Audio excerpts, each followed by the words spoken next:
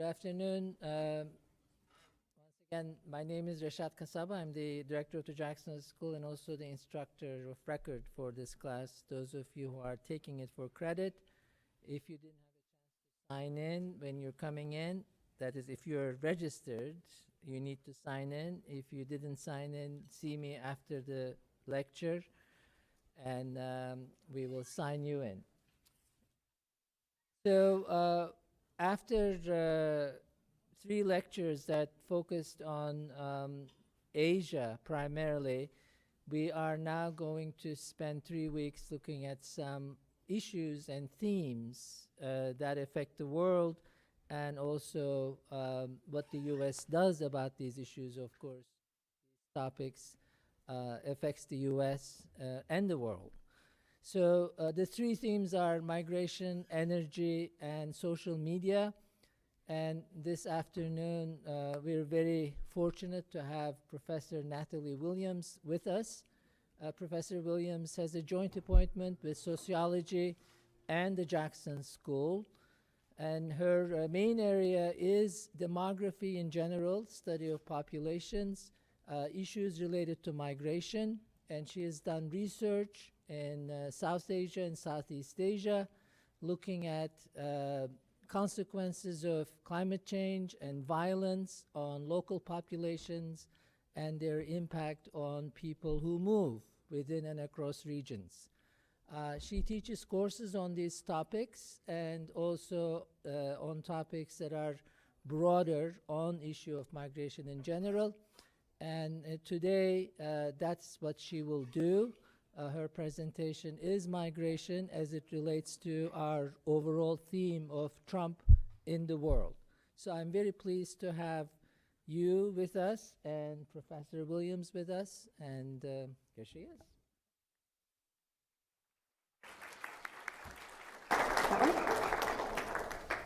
Okay, so as Rashad mentioned, most of my research is on migration, and most of it's involved in Southeast Asia and South Asia, particularly Nepal. A little loud. I know it. Okay, it sounds loud. Maybe turn it This down a one? little bit.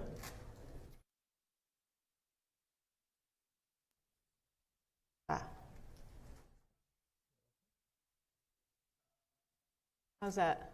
Better? Thank you.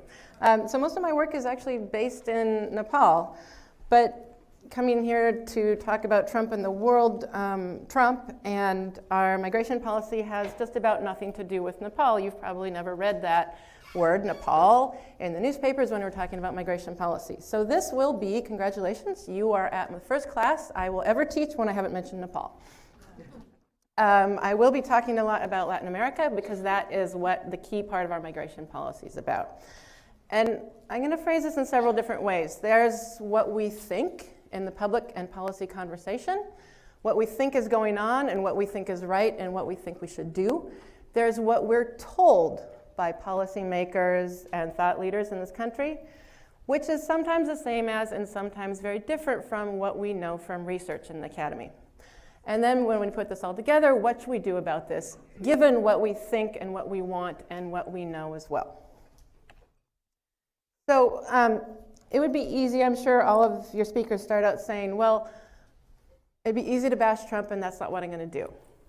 I'm going to start off with, actually, how do I make this bigger?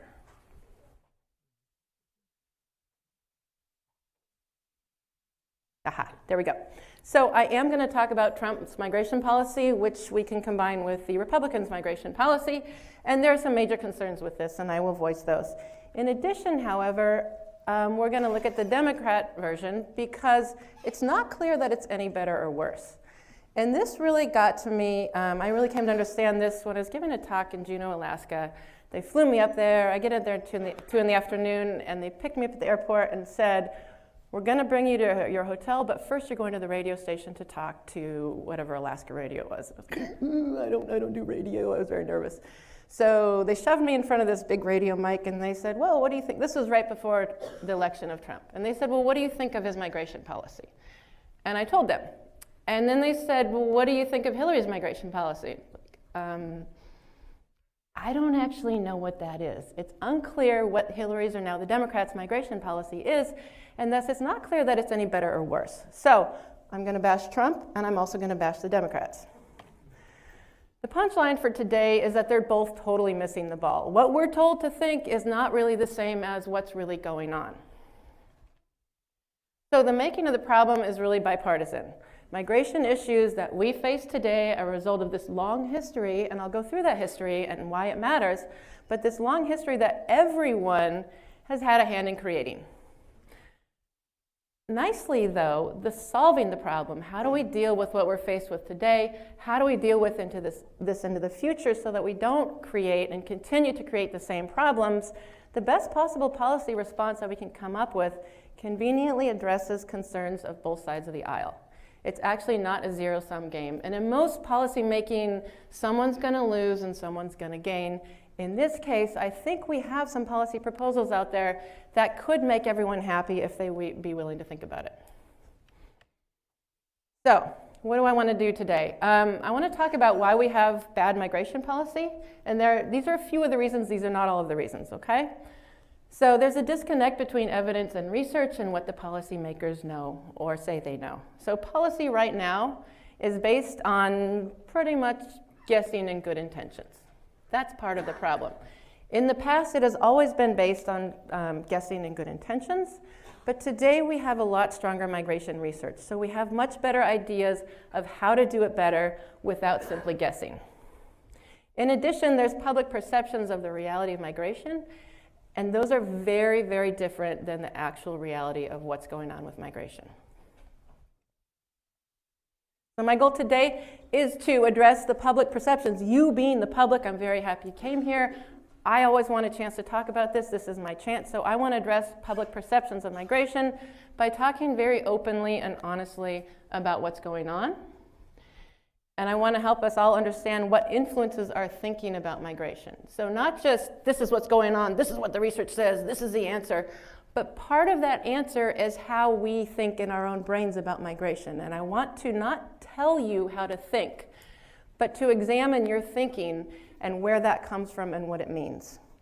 And I also want to share, of course, I'm an academic, I want to share what we know from migration studies. That is different than what we often think. So what I'm going to do to you today is background, things to keep in mind, influences on how we think about migration, a quick review on types of policies, and then I want to go into the history of the migration in the US, starting back in 1648, actually, and how we got to where we are, and where are we now, and then current issues in the migration debate. Then I'm going to expand a little bit on those current issues, what we think, what we know, what we're told, and those really include DACA and the Dreamers, undocumented migrants, and border security, or as we all know it, the wall. And then moving forward with migration policy in a smart way. So, things to keep in mind are how you think, how to examine how you think about this. The first thing is, when we talk about migrants and immigrants, who are we actually talking about? This is the elephant in the room.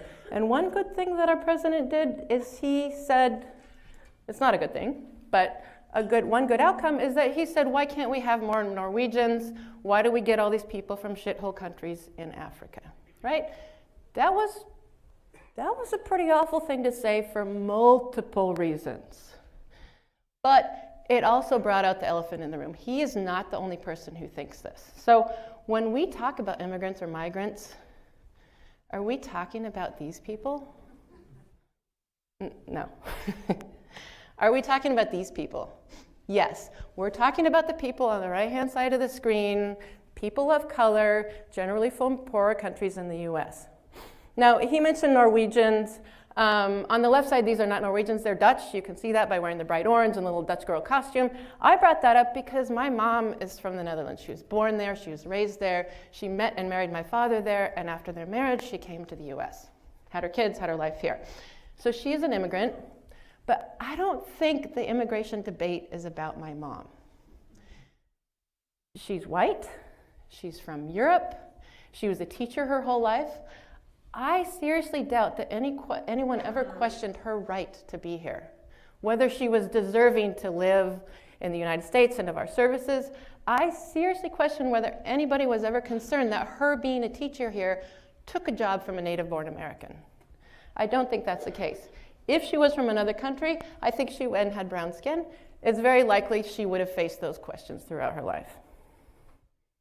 And she also actually, growing up, just as an aside, I'm going to get into, not only are we concerned about economic issues with migrants, but also cultural issues. They're going to change our culture. Well, my mom, every year in elementary school, came to my class and she wore a Dutch girl outfit and told us all about Dutch culture. And I don't think anybody would ever question that she was trying to change American culture for the bad.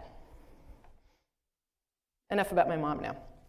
So I'm going to stay in Europe for a few minutes. This is another thing to think about after we get done with the race part, the race matters and that elephant in the room. Another way to examine or keep in mind when you're thinking about migration, when you're talking with people, when you read things, read between the lines of your own brain, read between the lines of the newspaper. And this is another thing to think about. 1648, the Peace of Westphalia. Whoever heard of that? Okay, some people, but not everybody. It had a huge impact on everything we do today, including migration. Here's why. So, European feudal states were feuding at that time. They had all sorts of wars. They were killing each other all the time. And they, at one point in 1648, got together in the Westphalia region of what is now Germany and said, you know what? This killing isn't doing any good for anyone. We need to stop this. So they created this peace treaty in Westphalia. And they created borders. And what they said, what the Peace Treaty of Westphalia said, is that there will be borders. This part of Europe will be carved into separate regions or countries, separated by borders, and there shall be one legitimate government within each of those borders, and they shall be completely sovereign. Meaning, you can do whatever you want within your own country, and you shall not bother anyone else doing anything in their own country. So it created borders, it created the idea of sovereignty within those borders, and non-intervention in the internal affairs of other states. In addition, it created the idea, really cemented the idea of citizenship. So the government over and for those born within those borders that they created. So they created borders at that time, and they created citizenship and who belongs and who doesn't belong within those borders. And because of that, that's where we got immigration. Now, there's always been migration. Humans have always moved all over the world, which is how any humans got to this country in the first place. But immigration really means crossing borders. It means crossing from a place that you belong and you have the right to be into a place that you don't have a right to be. And thus it also created the idea of immigration control, because governments get to decide who lives within their borders. If you're born there, you get to live there. If you're not born there, we get to control whether you are allowed to be here, whether you're allowed to work here, whether you're allowed to stay here. So this Peace of Westphalia created the map that we know today, where there are different countries and they're all delineated by clear borders. And this has broad international acceptance to the fact that this is the only world order in practice today. It is so salient, it is so sacrosanct that we actually don't question this. We don't think, oh, these are Westphalian borders. Oh, this is from the 1648 Treaty of Westphalia. We just accept that this is the world order. This is how it works. So, borders, citizenships, and migration that was created through this. Who has the right to come in? Who has the right to stay and live here? Who has the right to work here? And who has the right to benefits from the government? That all came from the Treaty of Westphalia, and we don't actually question that anymore. There's such great acceptance that this is the world order and how it works.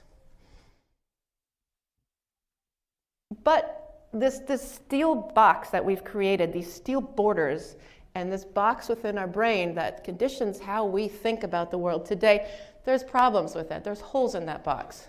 One of them is genocide. So, okay, you have the right to do whatever you want in your own country. I'm going to kill a whole group of people. There's crimes against humanity.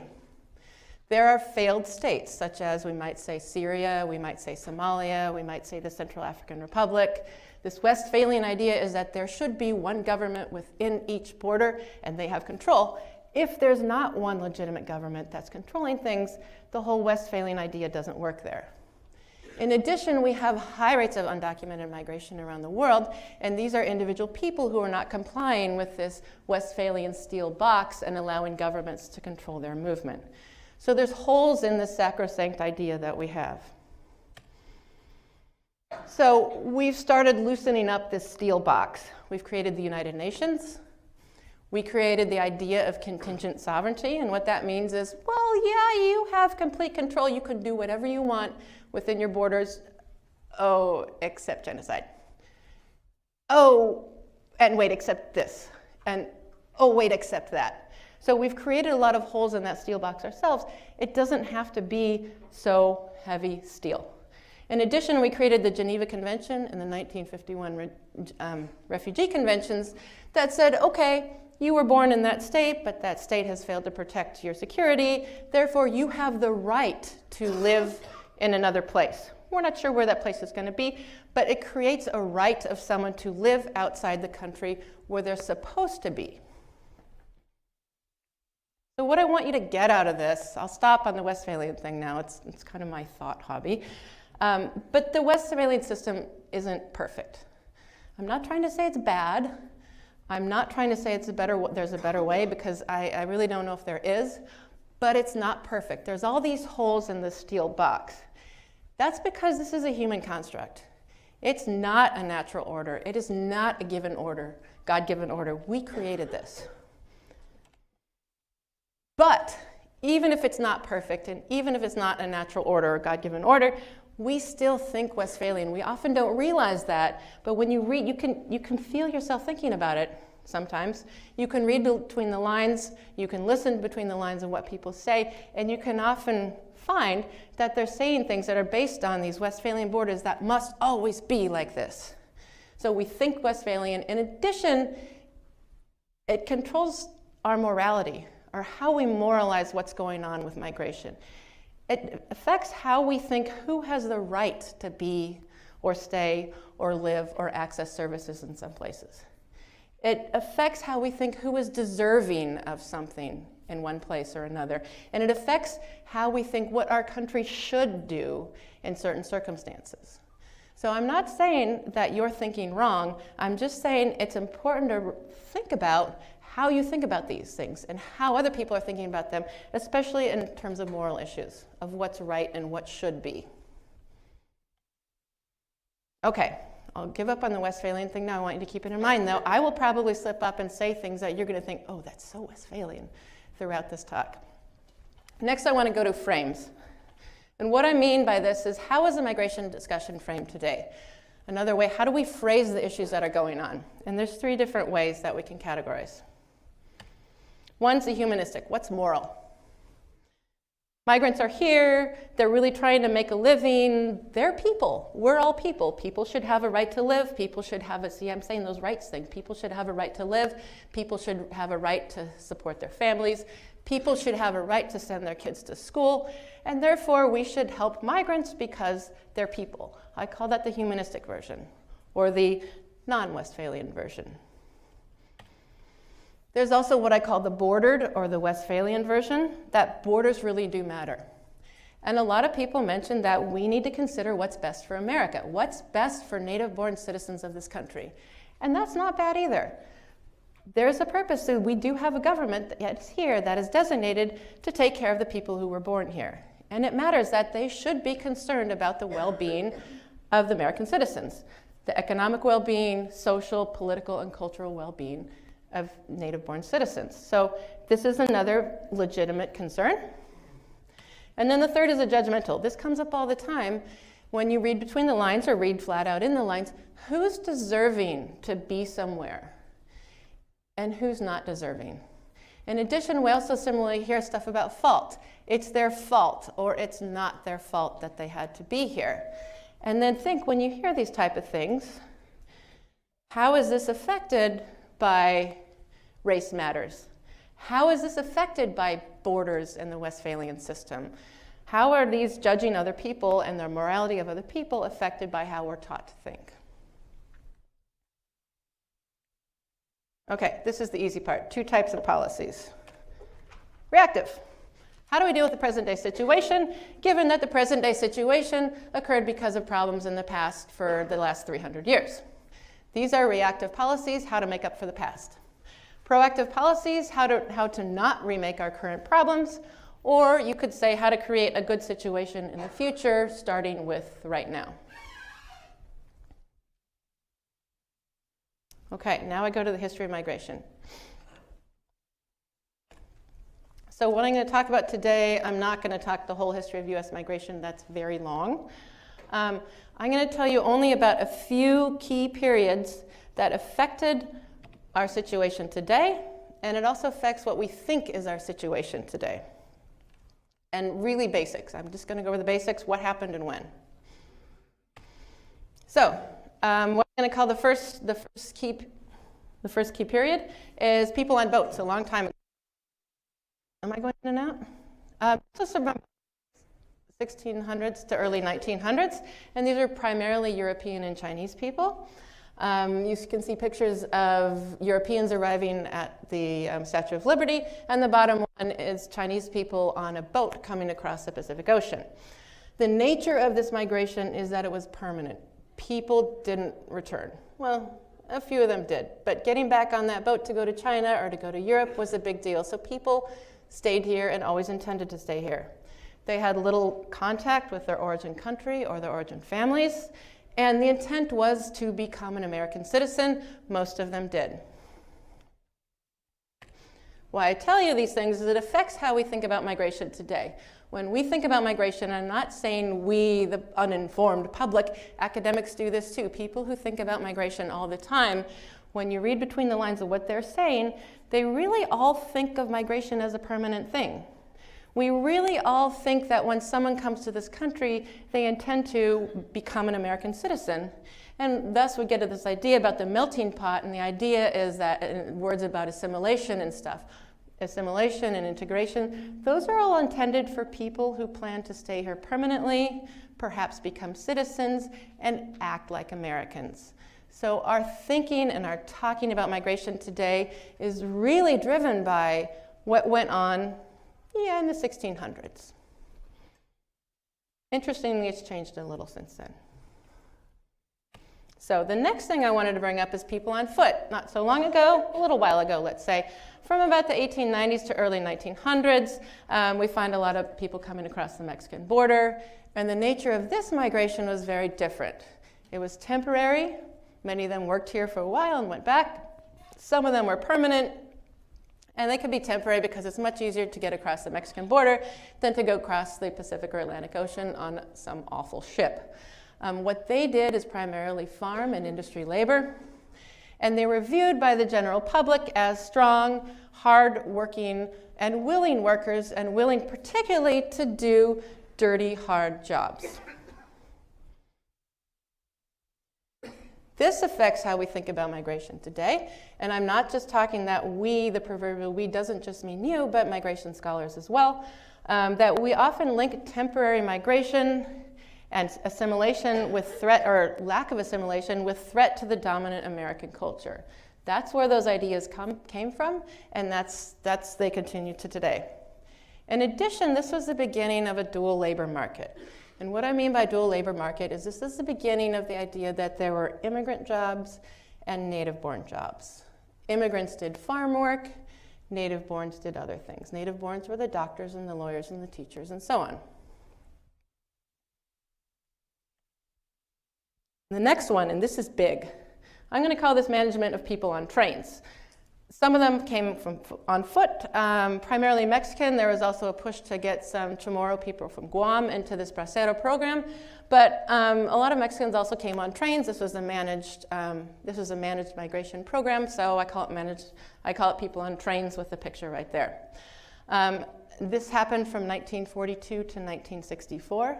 And the program was this. It was an agreement between the US and Mexican governments for temporary migration. So the US needed labor in agriculture. The Mexicans we're already sending people across the border, but in those people on foot, their positions were very insecure. They would often come to the US and then look for a position that was very bad for them.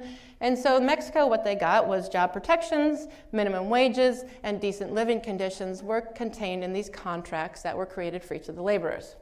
So what happened then is that through this program, there were 4.6 million labor contracts in 22 years. That's huge.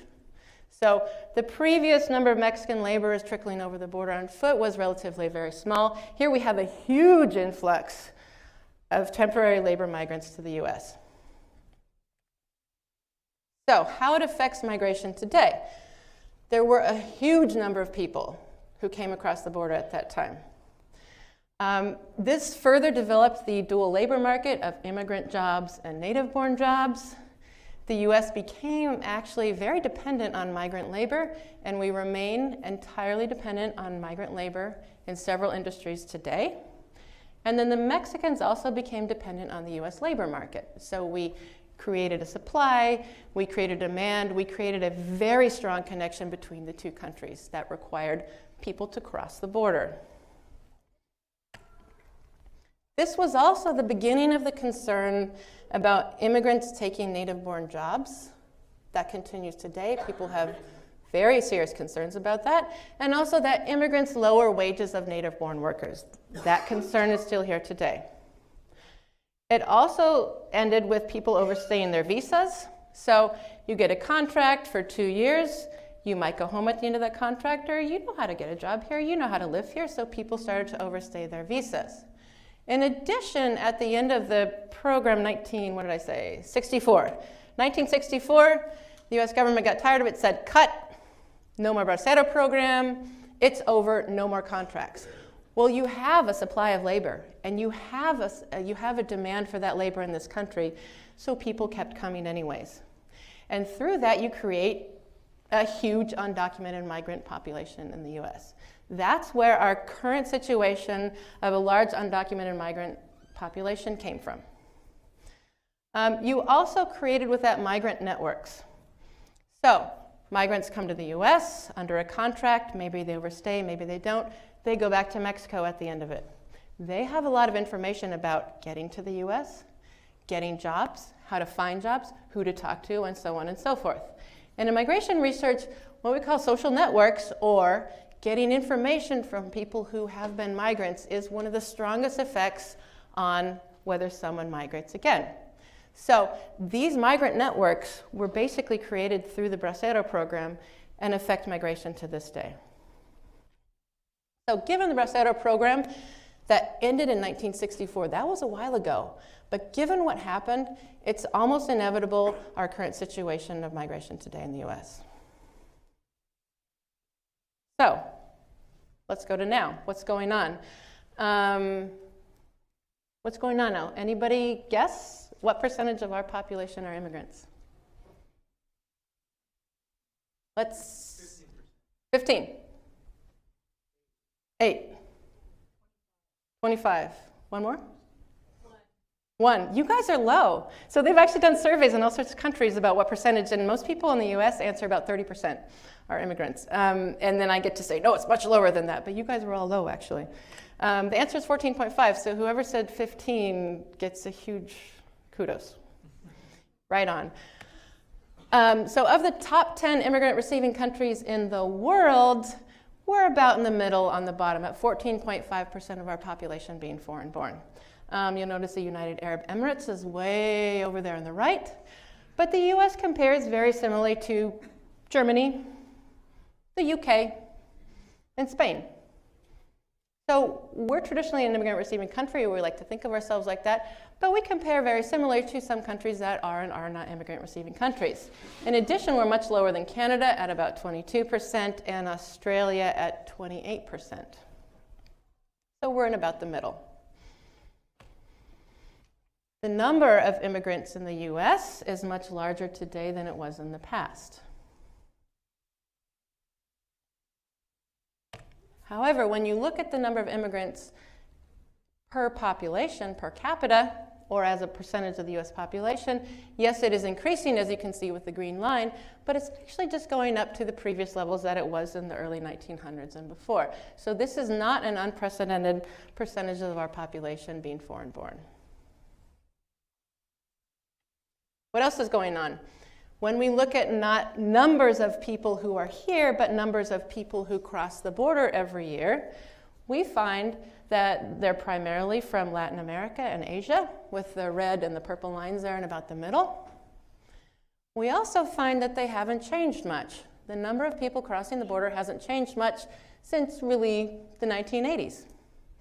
The only thing we really see that's different is that big spike in Latin American migration in the late 1980s and 1990s. That, in fact, we also always talk about Mexicans migrating here. That was primarily Hondurans, Salvadorans, and Guatemalans due to the armed conflicts that were going on in the area. But after that was over, spike goes down, and we continue at about the same level until today. That's flows. Migrant flows, number of people crossing the border per year. Migrant stocks are number of people who are here every year. And that's a combination of who comes in, the flows, and those who stay, because some of them go back. So in 1960, it looked like this. Immigrants to the United States were 84% European and Canadian, and a few people from elsewhere. In 2013, it looks much more diverse. And you'll see that we have more Mexicans in the orange there, but we also have a large amount of Latin Americans. And those are the people who came during that big spike in the late 1980s and 1990s. And then you also find that we have a lot of South and Southeast Asians. And a lot of those people came during they were Cambodian and Vietnamese. They were what we call the boat people, often that came following conflicts in that area. The interesting thing with looking at stocks and flows is that people can go back and forth across borders all the time, but stocks, or the number of people who are living here, the number of people who really affect our life in this country today, are determined by those who stay. And often it is refugees who stay because they're given permanent residency. So you can see that with the Latin Americans, the other Central Americans, and the Southeast Asians who came here as refugees, they were more likely to stay, and thus we see greater proportions of those people in our immigrant population today. So what do we have? We have a diverse population of migrants. They work in all sectors of the economy. And we also have a dual labor market. And again, there's migrant jobs and there's native-born jobs. Migrant jobs are things like farm work, picking strawberries, picking beans, harvesting almonds, in the agriculture sector. It also happens to be heavily in the domestic industries, housekeeping. If you go to a hotel, you'll probably look around. Look at the housekeepers in the hallways. Say hi to them. Say hi to them because they're people, and we can say hi, how are you to other people, but also notice their accents and notice how they look. You're probably going to find a lot of them have an accent, which means they were probably born outside the US. Taxi drivers, talk to them. You're going to find out that most of them are from other countries. Restaurant workers, and landscaping. Look at the landscaping crews as you drive down the road, or if you hire them. Look at the guys who are hanging outside Home Depot. What do they look like? Talk to them. They're primarily migrants. We know that. There are industries that are heavily, heavily migrant jobs, and there are other industries that are not migrant jobs. So, and that's changed a lot in the past. When I was 13, which was like 100 years ago, my first summer job was picking blueberries outside of town. And in my first week, I went 6 hours a day, 5 days a week, and I was a good worker. I picked a lot of blueberries, picked a bucket, dumped the bucket, picked a bucket, dumped the bucket. And on Friday of the last day of my first week, they gave me a check for $13. And needless to say, my first week was my last week because it's not worth it. All that work to me wasn't worth the 13 bucks. What you find now is nowadays you don't find young people, native-born citizens, picking blueberries doing farm work. A few years later, my friend in high school, I got a better job. I was a lifeguard. It was much more pleasant and paid better. My friend didn't have lifeguard training, so she worked outside of town driving a combine, harvesting wheat. You don't see high school students doing that. You don't see native-born high school students working in the agriculture sector anymore, driving combines. She was little and cute and girly and driving this big combine, and that doesn't happen anymore. What happened since then is you really don't find any native-born citizens working in agriculture. Not many people drive taxis. Not many people work in landscaping. I had a roommate in grad school who was working in a landscaping crew, and he only lasted 3 months. And he said he was the only white guy on that crew, the rest were from Latin America, and they worked 3 times as hard as him. As in, if he dug a hole in the same amount of time, they dug a hole that was 3 times as big. If he trimmed bushes, they trimmed bushes that were 3 times as many bushes. So, and he got tired of it, actually. He got tired of working so hard and trying to keep up with them, so he quit. And so what you find is over time that we really do have a dual labor market. There's migrant jobs and there's native-born jobs. And the other thing we have going on today is that we have 11 million undocumented migrants in the country. So, that's a lot. The interesting thing is that it's decreasing. You don't hear this. You hear the 11 million. I'm sure you guys have heard that figure. It's decreasing. We are now at the lowest level of undocumented migrants since 2003. Now that's stock, the number of people living here, right? In addition, we are at the lowest level at the flows of migrants. The number of people crossing the border into the US has decreased since 2010. Nobody really talks about this. Part of the reason is because it doesn't help policymakers' discussions, and part of the reason is because we don't really have any idea why that's going on. Nobody expected that to happen, but there's a dramatic decrease in migration from Mexico and Latin America, and we don't have a good idea why. We have a lot of guesses.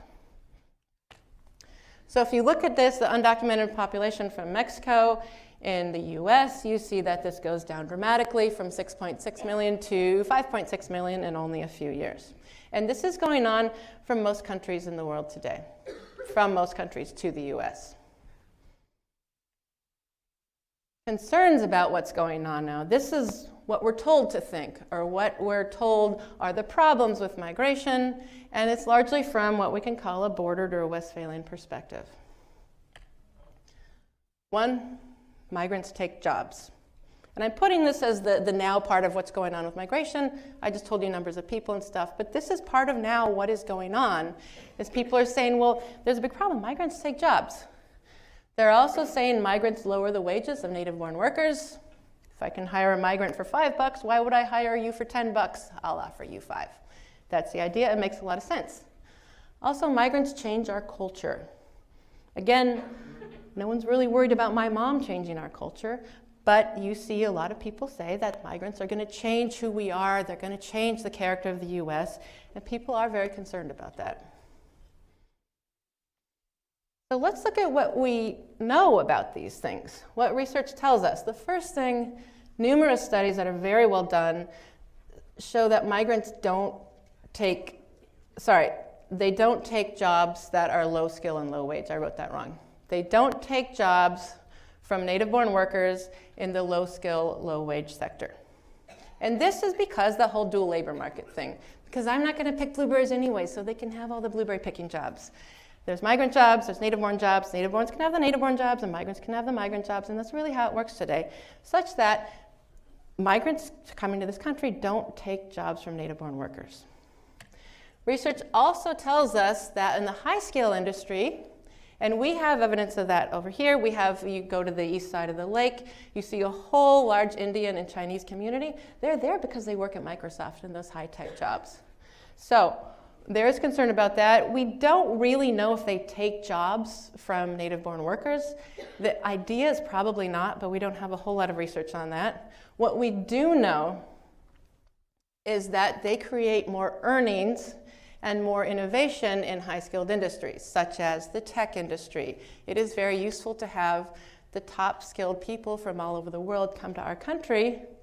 They work hard, they have good ideas, and that makes money for those tech companies. And that makes innovation for these tech companies. So on a grander scale, high-skilled migrants even benefit the US economy.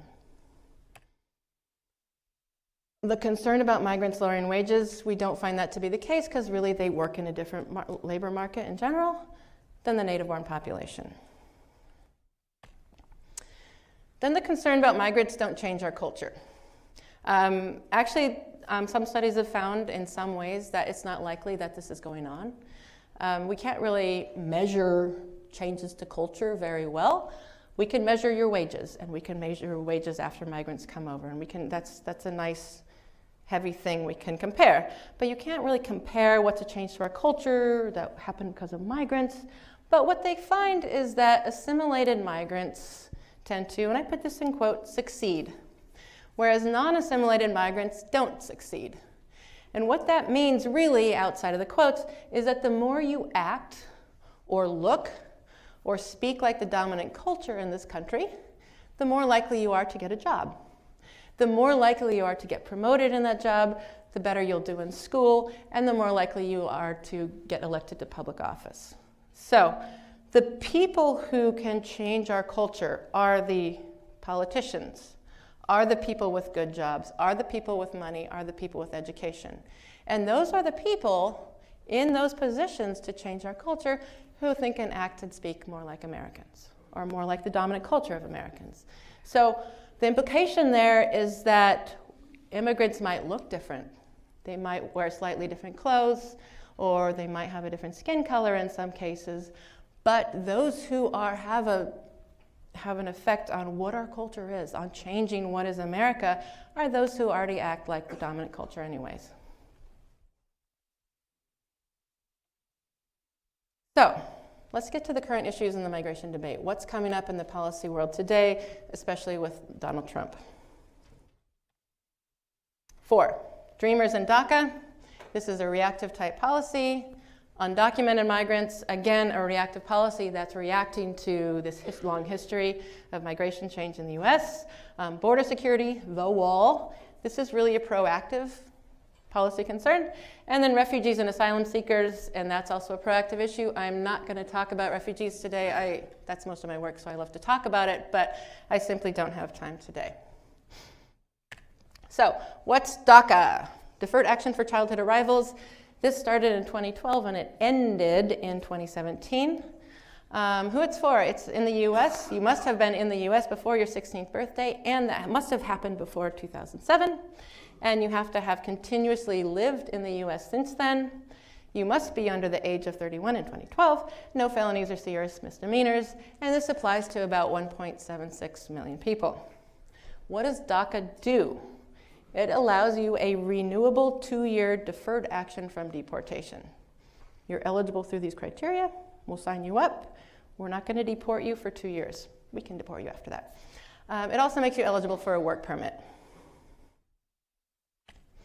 So from the humanist perspective, what does this do, or how does it affect really recipients is what we're thinking about with the humanist perspective. It allows young migrants to stay, to work, and to study in the US without constant fear of deportation. That's nice. That's humanistic. Research also says that it decreased unemployment and poverty rates for DACA recipients. This was a very nice setup for research because they were able to compare people who are very similar, undocumented young people who received DACA and undocumented people who did not receive DACA. And they found that the recipients had lower unemployment and poverty rates. They also found that they had improved mental health and psychological well-being. And that's obvious for reasons of you don't have to be afraid of being deported every day. You might feel better about life. From the border perspective, or how does it affect native-born citizens and how the government takes care of their native-born citizens in this country? Research also finds no evidence that DACA recipients commit more crimes. They found that DACA recipients contribute to the economy through participating in the labor force. They're more likely to participate in the formal labor force than if they are not a DACA recipient. And as such, the better jobs people get, the more money they spend here. So they found people who received DACA consumed more and had a greater demand for US products, which is good for the overall US economy. An interesting one which I didn't know about before I was looking things up for this presentation is that they found a lot of the DACA recipients became physicians in the US. And I also didn't know this, but we're facing an increased demand for physicians in the country. So they are actually filling a hole. They're able to fill a hole now that they have some sort of documentation in a labor market that we need to be filled. Of course, research is that it decreases the costs of deportation, because the funny thing is deporting people costs a whole lot of money. And finally, we get higher tax revenues. This country, the better jobs people get, the more education they get, the more tax revenue the government gets from those DACA recipients. So it's really, even from a border perspective, a very good thing.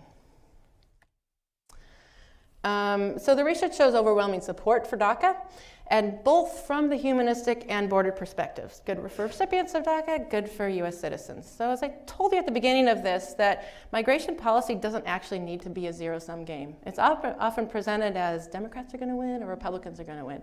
But the reality is that both sides can win, both sides get something out of this type of policy. What about terminating DACA? What happens then? The cost of immediately terminating DACA, and which we're not doing now, we terminated DACA, but we didn't immediately deport all recipients. But if we were to do that, the estimated cost is $283 billion. Now, look, all government monetary figures look pretty big to me because I work on a much smaller salary than that, but $283 billion, that's got to be a lot of money.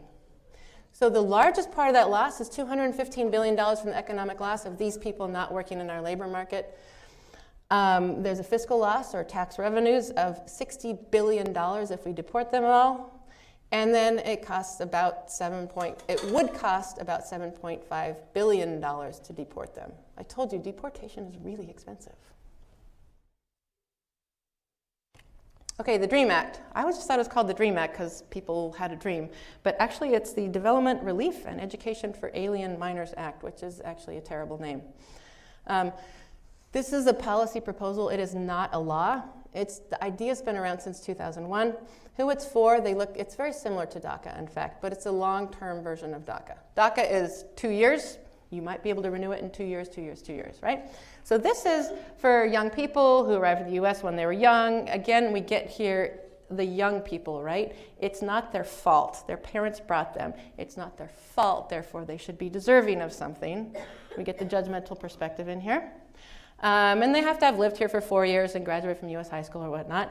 And I quote, be of good moral character. I don't really know how you measure that.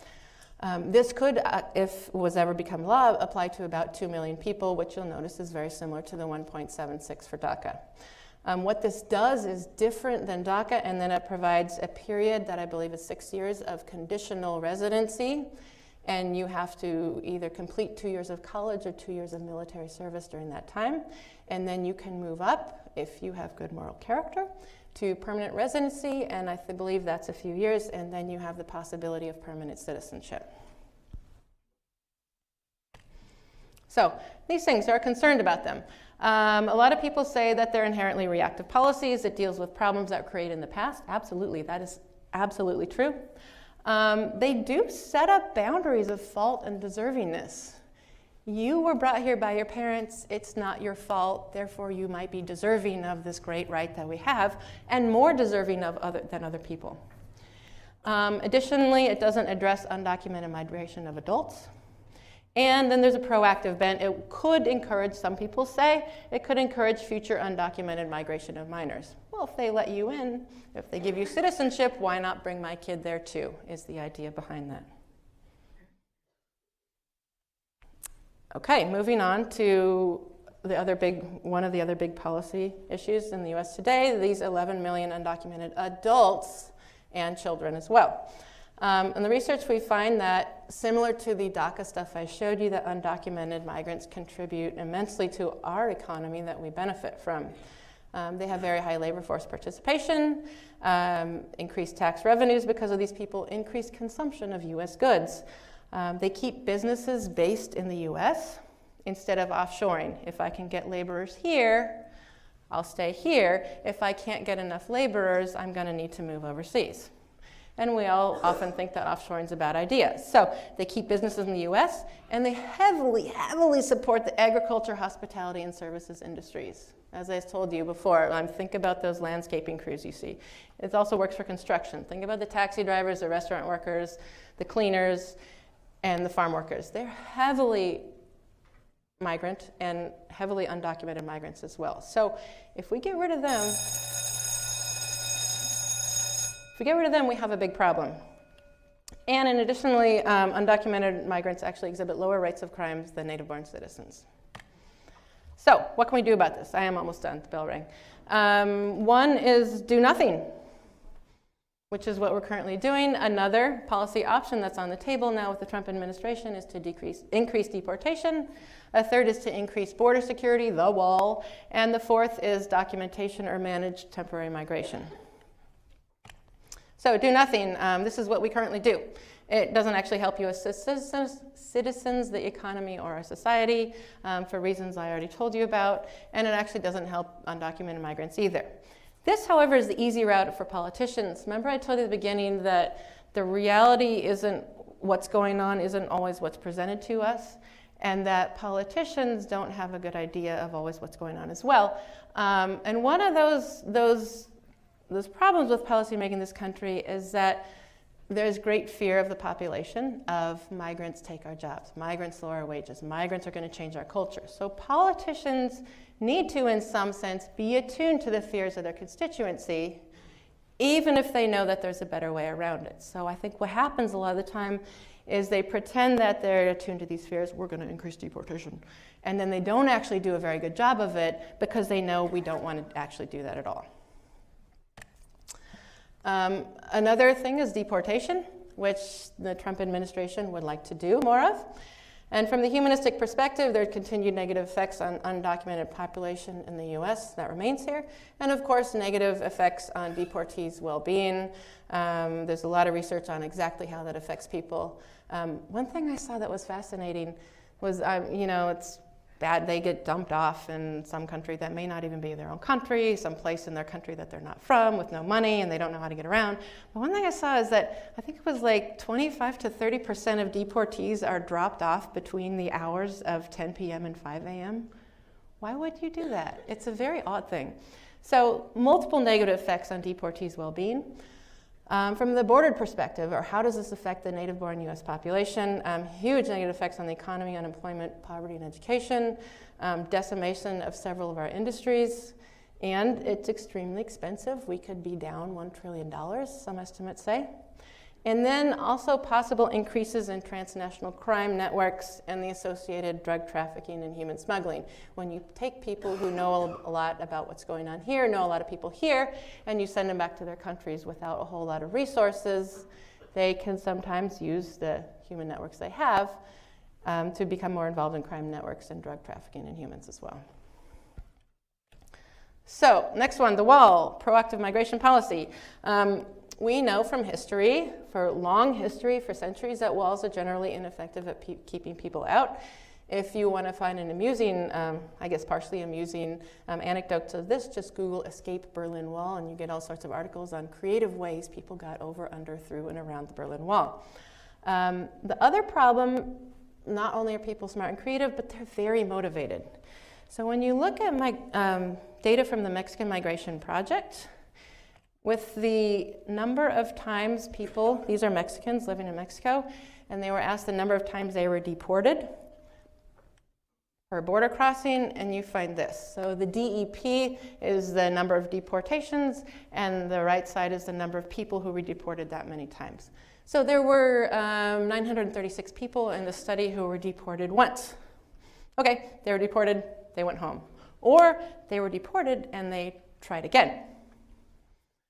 And they failed again. So that is your people who have 2 deportations, and there are 374 people who were deported twice. If you go down the list, you get to 10. There were 30 people under 10. That means 30 people tried 9 times and then said, gonna go again. Let's go further down. We get to 16 on the next side. There were 2 people. 16 people tried 15 times. They were deported 15 times and they said, I'm going to go again.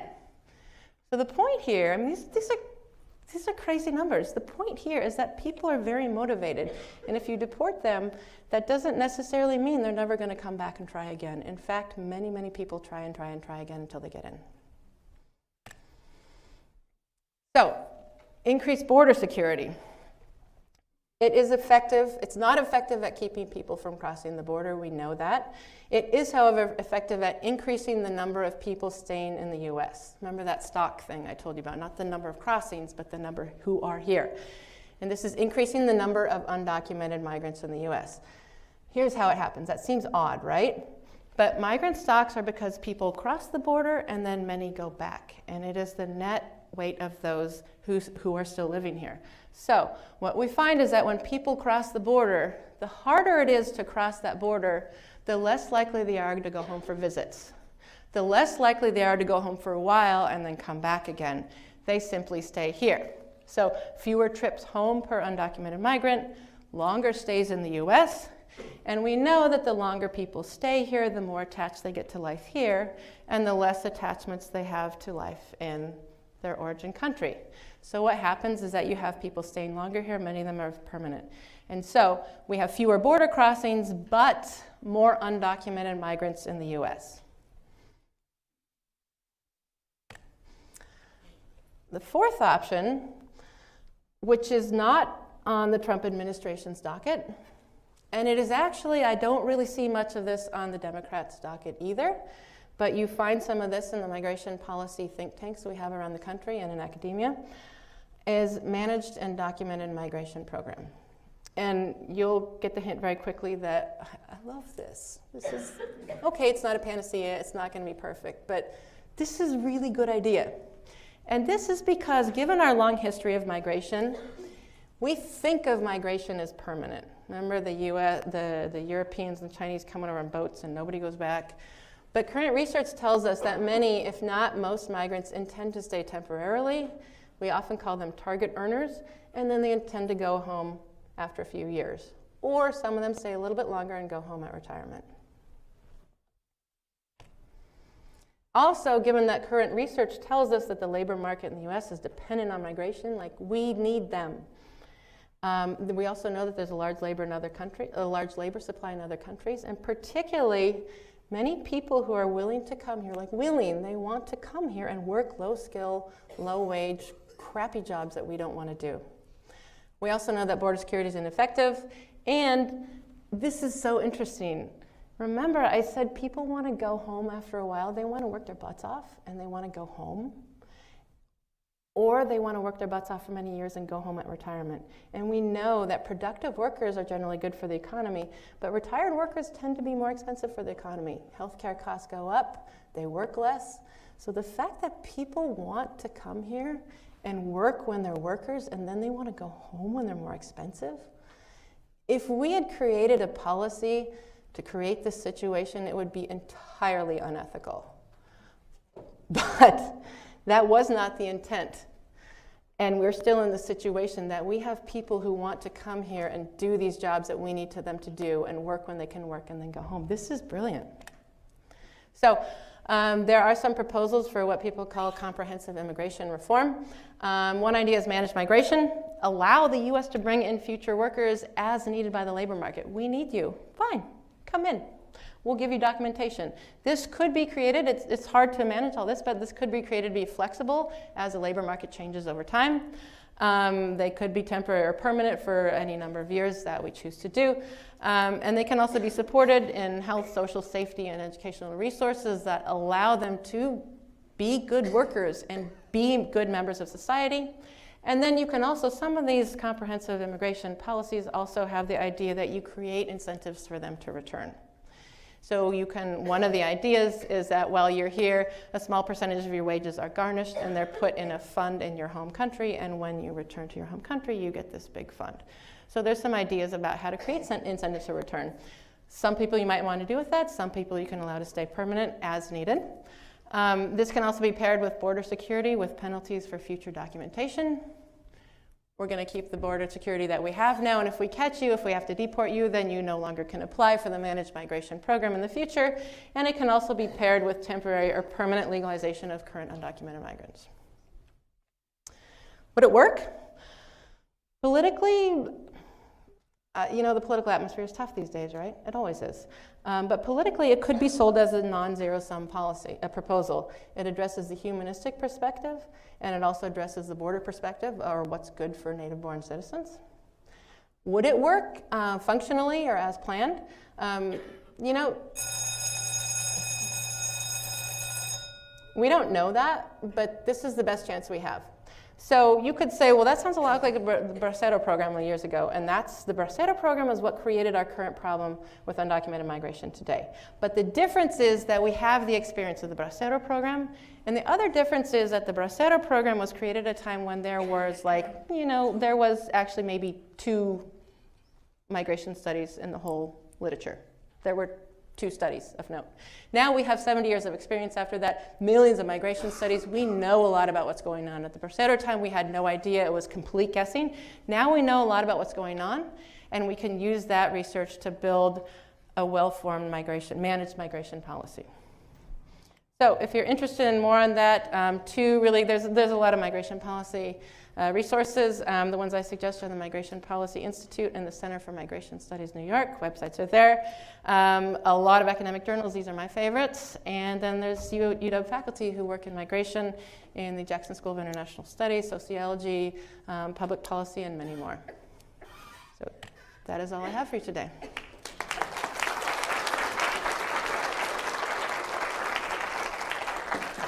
Questions? Yeah. Just repeat the question. Got it. Questions? Yes? Some say that man-made climate change will cause major migration throughout the planet in the near future. Could you address that, please? Yeah, so he asked that if climate change is going to cause major migration on the planet. I appreciate that question because that gets to my research, which I haven't talked about at all. So that started about mid-90s. We have people saying that climate change is going to cause 200 million climate refugees. And the 200 million word is dramatic. That's a lot of people. And then they also tacked on the word refugees, which also creates a very dramatic situation. Since then, a lot of policymakers and academics and the public are very concerned about that. It's a great question. So that kind of stimulated since the 1990s a lot of good migration research on is this going to happen. And the funny thing we find, myself included, is not really. So of course there's those Pacific Island nations that will apparently be underwater. Yes, you have to leave then, right? But they are home to very few people on this globe. What happens is that we find in most cases when we look at climate change or what we call weather shocks, you get a drought, you get a flood, which is all part of climate change. We find a few studies find a slightly increased number of people migrating out. Several studies find less people migrating out, and a whole lot of studies find none at all. So why is that? That doesn't make any sense. What we find is that migration costs money. And when you have climate change coming in, decimating especially in the agriculture sector, decimating your crop, your animals, you actually don't have the money to get somewhere else. So people try to do something in place. In addition, we found that migration is a pretty big deal. And I'm going back to the 1960s now, this classic demographic theory is that when faced with a shock, people will do the least disruptive thing first, and then if that doesn't work, they'll do more disruptive behavior changes. So if you lose your job here, you're probably not going to move to New York right away. You're probably going to find another job in Seattle, right? If that doesn't work, you might consider moving somewhere else. So the case of migration and climate change is that people try to do a whole lot of adaptations before they'll actually do the hugely disruptive thing of a permanent migration. So what they do is a lot of places they're using new and improved crops. So you do have some countries that are developing, salt-tolerant rices in Bangladesh. In Thailand, they're developing rices that can be harvested earlier before the possibility of flood season comes in, and so on and so forth. So they're adopting other kinds of crops. They're also adopting different kinds of market agriculture. Or what households are doing, instead of the whole household moving out, is they send one person out, one migrant who sends remittances back, and that's enough to make it through poor cycles of weather that come every few years. If that doesn't work, then you might find a whole household moving, but we're not seeing that happening yet. So you do see in some cases increased temporary migration, but you see decreased permanent migration at the same time. And so we're really not finding climate refugees a big deal right now. However, You know, there's been small changes to the climate so far, so our observations, the current research is based on these relatively small changes. If you find a huge dramatic increase in weather variability, we actually don't know what'll happen. You could see increased climate migration, but we have no evidence of that right now. I had a comment and a question. Running a modern combine harvester is really a technical job. And second question, how did you measure? I wasn't sure how you looked at that. Percentage of the population that are immigrants. We're all immigrants. A lot of people are immigrants. Right. Okay. So the first question is, running a combine is a very technical job. I have no idea. That's way beyond my skill level. Apparently, my friend was able to do it in the summer. When we talk about low-skill, low-wage jobs, what we really mean is not that we don't mean you're stupid and you can't do anything. What we mean is that you often don't have the credentials to do something else. You don't have the high school certificate, or often people with high school certificates are stuck in low-wage jobs. You don't have the college degree, you don't have the medical certificate, the law degree, the grad degree, the nursing degree, and so on. So what we mean is that low-credentialed jobs, really. That doesn't mean they don't take some skill. Your second question? Oh, how do I measure immigrants? That's a very good question. What I was talking about here, I tried to be very careful about categorizing people as native-born or immigrants. So what I mean for all these numbers I got is immigrants are people who were born outside the country. Native-born citizens were born in this country. However, in the migration discussion, we also talk about second-generation, third-generation migrants, and we also talk about 1.5-generation migrants. So you see those words used very interchangeably, and when you look at things and you say migrants, who are they? You have to be careful about what they're actually measuring. So I talked about people who were born in other countries. Other times we do talk about second-generation immigrants. Those are people whose parents were born in other countries, but they were born here. And now we have this thing called 1.5-generation people. They were born in another country, but they came here before the age of about 10. So really, while they're technically first-generation migrants, all their experience is really here, and so we categorize them as kind of half and half, 1.5 generation. Yes?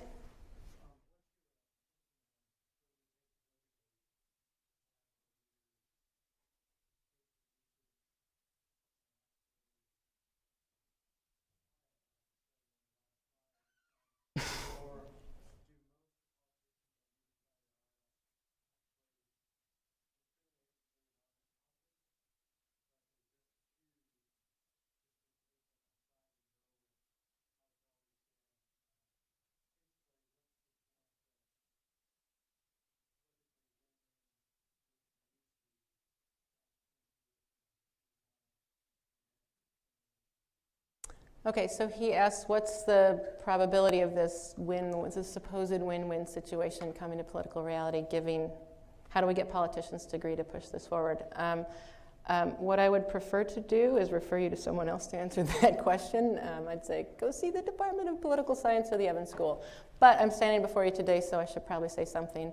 I think a lot of politicians have probably been exposed to these ideas. The comprehensive immigration reform has apparently been in Congress since 2001, so they should have been exposed to that idea. And I think there is some knowledge out there amongst them about what's going on. Not everybody, but I think some of them know. My impression is the problem is that there's a large sense of fear amongst the US population about immigrants. Immigrants are a threat. It's gotten worse. They could be terrorists. They're taking our jobs. They're taking our wages. And even while that's not true, that's part of the discussion out there. And also this whole Westphalian steel box. I'm going to bring it back. Here we go. People think like this, and people think that there are people who are deserving to live here, and there are people who are not, and there's people who it's their fault and not its fault, and that's our population generally tends to think a lot about these things, or certain large sectors of our population are fearful and think that certain people are not deserving to have this. And so I think politicians feel that they need to address that. What I would like to tell them to do is, well, fine then, you're educated, you know there might be a better way about this. possibly we could educate the population that these fears are not really going on at all. And particularly the culture one. Like, how do you say so to someone that, like, people are different than you, are not going to change your culture? That's hard to say. But, you know, there's some studies that are showing that, you know, in order to succeed and be a driving force in our culture, you have to act like the dominant culture. And so, you know, one thing we can do is try to educate the public on this. That's why I'm glad you guys all came to this. This is my plug for doing that. I don't know how we get that out to the general public. And you know, in the current, in the present day of really contentious politics in the US, that might be pretty hard. Maybe in the future, we can be able to have better, more reasoned discussions about what's really going on. I didn't answer your question with the yes or no. I wish I could. Let's make the last question. Okay, last question.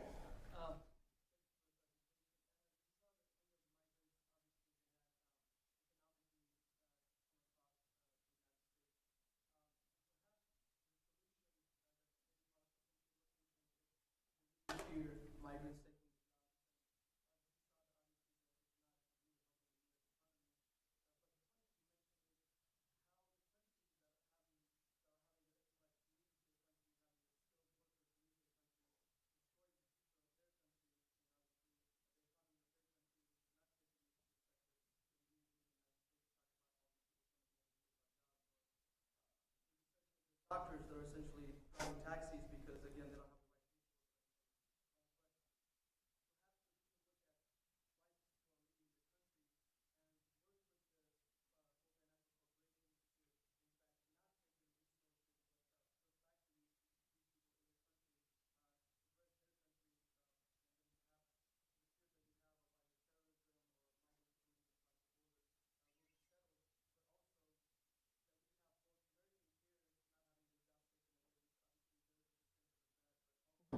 that we have people in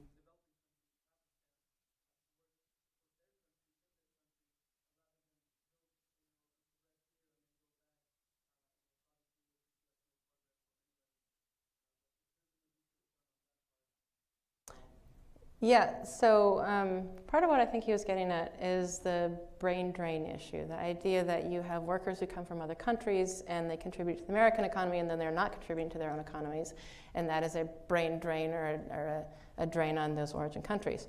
I did not, that's kind of my Migration Policy 2.0 lecture. But the reality is that we started out with the idea of brain drain.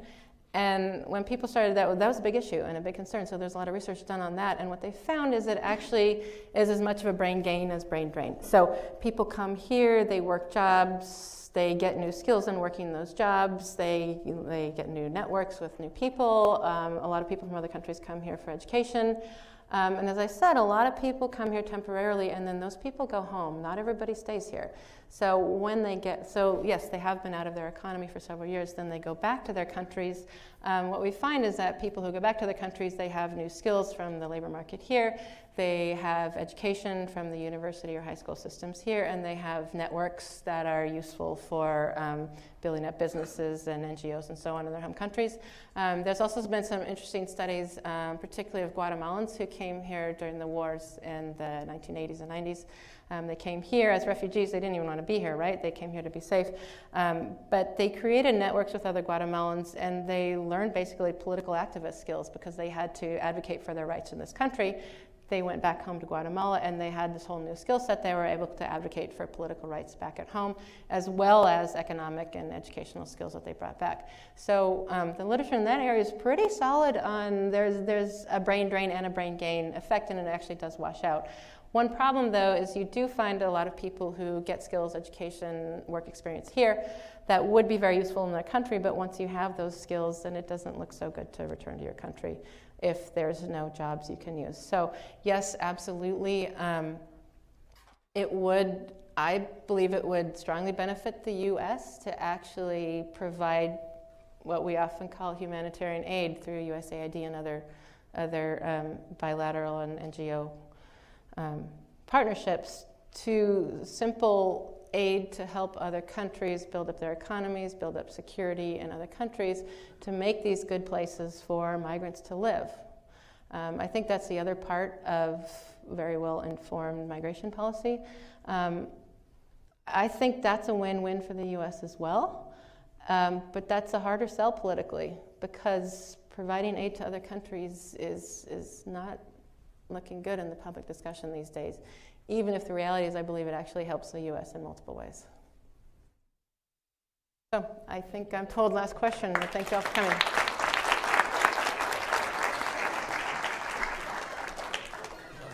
Thank you so much. This was perfect. Great.